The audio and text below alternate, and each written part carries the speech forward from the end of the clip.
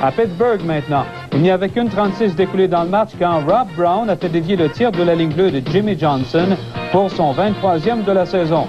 Puis, 44 secondes plus tard, Mario Lemieux va prolonger à 43 sa série de parties consécutives avec au moins un but en permettant à Troy Loney de marquer son 6e. Nous sommes toujours en première période, c'est 2-1 pour les Pingouins. Pat Lafontaine a marqué son 45e pour les Islanders. À New York maintenant, à Pittsburgh, pardon, Derek King avait créé l'égalité avec son 6e en fin de première période, c'était 2-2. Mais en début de deuxième, poussé à 3 des Pingouins de tenter à Lemieux pour Paul Coffey en retrait. Il marque son 20e en avantage numérique à 2 minutes 2 secondes. Mais les Islanders reviennent à la charge. Pat Platley en avantage numérique, encore une fois sur le jeu de Pat Lafontaine. Il revient devant, c'était 3-3.